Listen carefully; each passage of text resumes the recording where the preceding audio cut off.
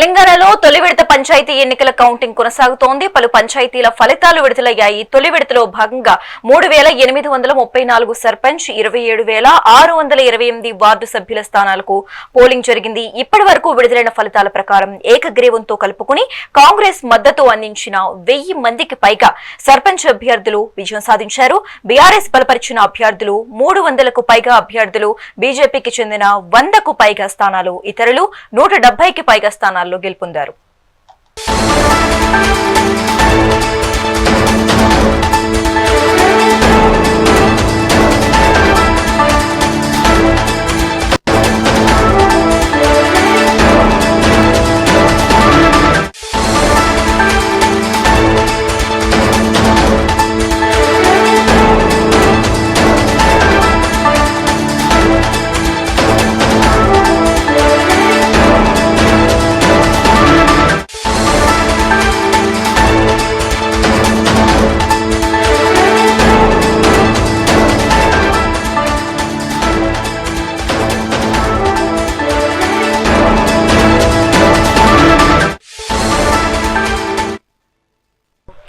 తెలంగాణలో తొలి విడత పంచాయతీ ఎన్నికల కౌంటింగ్ కొనసాగుతోంది. పలు పంచాయతీల ఫలితాలు విడుదలయ్యాయి. తొలి విడతల్లో ఫలితంగా 3,834 సర్పంచ్, 27,628 వార్డు సభ్యుల స్థానాలకు పోలింగ్ జరిగింది. ఇప్పటి వరకు విడుదలైన ఫలితాల ప్రకారం ఏకగ్రీవంతో కలుపుకుని కాంగ్రెస్ మద్దతు అందించిన 1000 మందికి పైగా సర్పంచ్ అభ్యర్థులు విజయం సాధించినట్లుగా తెలుస్తోంది. ఇక ఇదే అంశానికి సంబంధించి మోర్ అప్డేట్స్ కరీంనగర్ నుంచి మా ప్రతినిధి రవితేజ లైవ్ ద్వారా అందిస్తారు. రవికుమార్. హలో రవికుమార్. తెలంగాణలో తొలి విడత పంచాయతీ ఎన్నికల కౌంటింగ్ కొనసాగుతుంది. అలాగే కొన్ని పంచాయతీల ఫలితాలు కూడా విడుదలైనట్లుగా తెలుస్తోంది. ఇప్పుడు అక్కడ తాజా అప్డేట్స్ ఇవ్వండి. ఉమ్మడి జిల్లాలో చూస్తే తొలి విడతలో 22 మండలాలు గాను ఇటు 398 గ్రామ పంచాయతీలకు పోటీలను నిర్వహించగా ఇటు సర్పంచ్ల వార్డుల వేదిక నడుస్తుంది. ప్రస్తుతం అయితే వార్డు మెంబర్లను ఏదైతే పోటీ చేసినారో వాళ్ళ అభ్యర్థులు ఓట్ల లెక్కింపు ప్రారంభమైంది. కొన్ని చోట్ల అయితే కొన్ని చిన్న చిన్న గ్రామ పంచాయతీలలో అయితే సర్పంచులు కూడా కొన్ని ఫలితాలు కూడా వచ్చేసాయి. ప్రస్తుతం మనం చూస్తున్నాం ఈ గ్రామంలో ఇప్పటికీ ఇంకా వార్డు మెంబర్లు ఇక్కడ బయటనే వెయిట్ చేస్తున్నారు. కొంతమంది మిగిలిన వార్డు మెంబర్లు ఒక్కొక్కరికి వార్డు మెంబర్ గా పిలుస్తూ గెలిచిన వారిని అందరినీ కూడా పక్కకు తీసుకెళ్లి ఆ పక్క రూమ్ లోనే ఉంచడం జరుగుతుంది.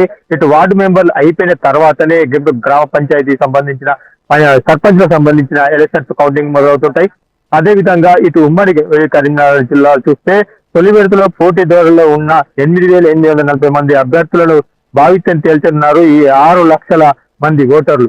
మొత్తంగా చూస్తే ఇటు కరీంనగర్ జిల్లాలో ఇటు పోలీస్ బందోబస్తులు కూడా పటిష్టమైన బందోబస్తు మధ్య ఏర్పాటు చేయడం జరిగింది. ఇటు గౌస్ ఆలం కూడా అధికారులను ఎప్పటికప్పుడు పర్యవేక్షిస్తూ అధికారులను వాళ్ళని ఏదైతే ఎలాంటి అవాంఛనీయంగా జరగకుండా కూడా ఎప్పటికప్పుడు తన పర్యవేక్షణలో పోతూ ఇప్పటికీ ఏదైతే ఉమ్మడి కరీంనగర్ జిల్లా మొత్తం కూడా అధికారులు ఇటు పోలీస్ సిబ్బందితో పాటు ఇటు ఎన్నికల అధికారులు కూడా పటిష్టమైన బందోబస్తుల మధ్య ఏర్పాట్లు చేస్తూ ఇటు ఎన్నికల కౌంటింగ్ అయితే ప్రక్రియ మొదలవుతుంది. ఇంకా మనకు కొన్ని చోట్ల కొన్ని పెద్ద మేజర్ గ్రామ పంచాయతీలలో అయితే మాత్రం వార్డు మెంబర్ల ఎన్నికలు ఇంకా ఏదైతే కౌంటింగ్ అయితే జరుగుతుంది ఆ పూర్తిగా ఫలితాలు తెలియని తర్వాతనే ఇక ఏదైతే వార్డు మెంబర్లను గెలిచిన అభ్యర్థులందరినీ కూడా ఒక రూమ్ లో తీసుకువెళ్లి వాళ్ళని అక్కడే కూర్చుని పెట్టిన తర్వాత సర్పంచ్ ఎలక్షన్స్ సర్పంచ్లకు ఏదైతే పోటీ చేసిన అభ్యర్థులకు సంబంధించిన ఓట్ల లెక్కింపు అయితే ప్రక్రియ మొదలవుతుంది. అది కంప్లీట్ అయ్యేంత వరకు అంటే దాదాపు మనకు కొన్ని చోట్ల కొంచెం మేజర్ గ్రామ పంచాయతీలో అయితే మనకు పూర్తి సమాచారం అందాలంటే ఏదైనా మన 10-11 కావచ్చు. కాబట్టి ఏదైతే ఫలితాలు చేరిన వాళ్ళ అభ్యర్థులను అయితే కూర్చుండబెట్టిన తర్వాతనే ఉప సర్పంచ్ కూడా ఎన్నిక ఉంటుంది. కాబట్టి ఆ వార్డు మెంబర్ సంబంధించిన వారిని ఎవరిని కూడా బయటకు పంపించడం లేదు.